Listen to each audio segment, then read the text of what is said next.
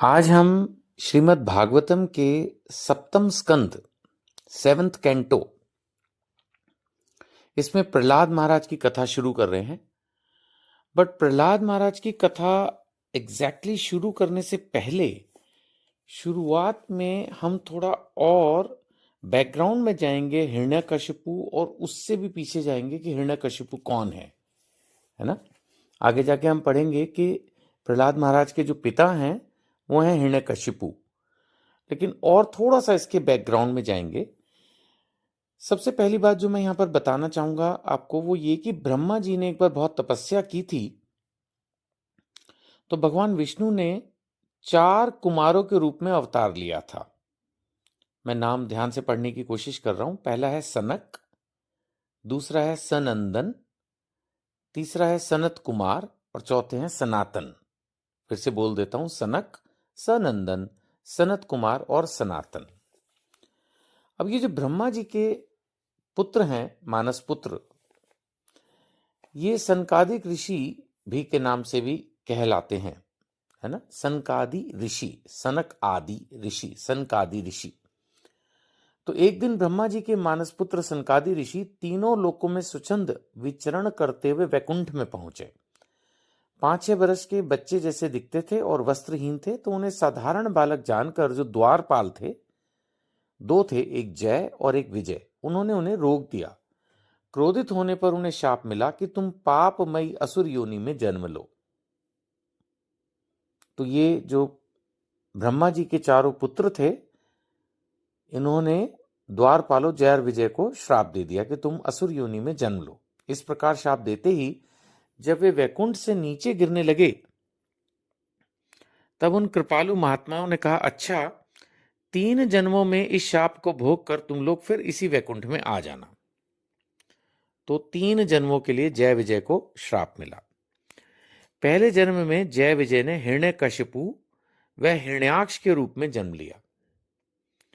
भगवान विष्णु ने वराह रूप यानी वराह अवतार लेकर हिरण्याक्ष का तथा नरसिंह अवतार लेकर हिरण्यकशिपु का वध किया।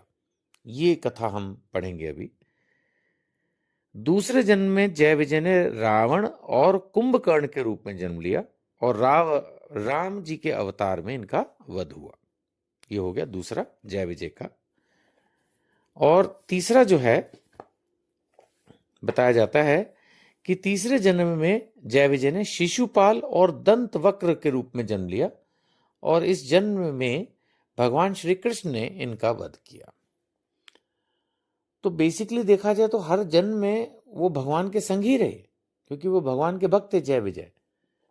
चाहे फिर वो वराह रूप में भगवान ने अवतार लिया, चाहे नरसिंह रूप में लिया, राम रूप में लिया, श्री कृष्ण तो स्वयं ही भगवान है। तो हर रूप में भगवान ने स्वयं ही जय विजय का उद्धार किया। अब अगर हम 7वें स्कंद पर आगे बढ़ें, तो बताया जाता है कि जब हिरण्याक्ष का वध हुआ, वराह रूप में भगवान ने किया, तो हिरण्यकशिपु ने अपनी माता और कुटुंबियों को समझाया।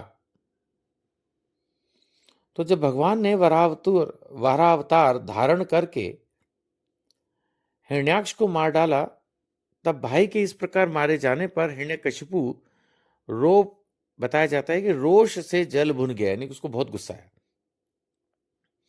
अपने सहचरों को उसने आज्ञा दी कि जहां जहां भी ब्राह्मण, गायें, वेद, वर्ण आश्रम और धर्म कर्म हो, उन उन देशों में तुम लोग जाओ, उन्हें जला दो, उजाड़ डालो। उसने भतीजों को सांत्वना दी, यानी हिरण्याक्ष के जो बच्चे थे, उनकी माता, वो तो कॉमन हुई, उसके भाई को मारा था, उनकी माता रूषा भानु को तथा अपनी माता को आत्मा का ज्ञान दिया। यानी कि जो उन बच्चों की मां थी, यानी कि हिरण्यकशिपु की वाइफ हुई फिर ये, उनकी माता रूषा भानु, उसको और अपनी माता को आत्मा का ज्ञान दिया। देखो, हिरण्यकशिपु खुद आत्मा का ज्ञान दे रहे हैं। लेक्चर तो हर कोई देता ही है। जैसे प्याऊ पर बहुत से लोग इकट्ठे हो जाते हैं परंतु उनका मिलना जुलना थोड़ी देर के लिए ही होता है। वाह, उदाहरण दे के समझा रहे हैं। जब आप श्रीमद् भागवतम को पूरा डिटेल में पढ़ते हैं तो एक बड़ा इंपॉर्टेंट एग्जाम्पल उन्होंने लिया कि जैसे पानी के प्याऊ पर जो है लोग इकट्ठे होते हैं लेकिन वो थोड़े समय के लिए ही होते हैं। ये अपने जमाने के हिसाब से पुराना एग्जाम्पल हो गया। आज के ज़माने में हम देखें तो चलो जी, कैफेटेरिया में कोई मिल गया, मार्केट में कोई मिल गया, है ना, या व्हाट्सएप ग्रुप पे छोटी मोटी चैटिंग हो गई, ट्रेन में जैसे लोग इकट्ठे बैठ के सफ़र कर रहे हैं थोड़ी देर के लिए मिल गए। बट उनका कहना है कि ये सब थोड़ी देर के लिए होता है। फिर उन्होंने एक लघु कथा भी सुना डाली। ये कौन लेक्चरबाजी कर रहे हैं? हिरण्यकशिपु। उन्होंने बताया कि उशीनर देश का एक यशस्वी राजा था सुयज्ञ। वो युद्ध में मारा गया। अब मारा गया तो रानियां विलाप करने लगी और इतना विलाप कि अल्टीमेटली यमराज को आके समझाना पड़ा। खैर, इसमें आगे वर्णन है कि जिसने गर्भ में रक्षा की थी वही इस जीवन में भी रक्षा करता है। ये पॉइंट मैंने जस्ट डिस्कस करने के लिए लिया कि गर्भ में हम सबकी स्थिति बहुत ही टिपिकल होती है। मैं ये तो नहीं कहूंगा खराब होती है, भगवान ने एक स्थिति बनाई है तो उसको खराब नहीं कहूंगा। टिपिकल होती है स्थिति, लेकिन भगवान रक्षा करते हैं। अब सोचिए कितना रिस्क होता है उसमें। माता इधर उधर कहीं भी आए जाए, सोए जागे, कितना असमंजस की स्थिति रहती है हम सबके लिए। तो भगवान रक्षा करते हैं, तो हमें भगवान की रक्षा पर विश्वास होना चाहिए। जब हम तब सुरक्षित रहे तो अब भी सुरक्षित रहेंगे। और आप खुद सोचिए, इसके अलावा ऐसे मेरे मन में भी विचार आ रहे हैं तो आपसे शेयर कर रहा हूं कि जब हम छोटे होते हैं तो हमारे हाथ पांव कितने छोटे होते हैं, है ना, कितना कमजोर सा नाजुक सा शरीर होता है। जरा भी अगर लग जाए तो हो गया काम, लेकिन कुछ नहीं हुआ ना। तो भगवान रक्षा करते हैं।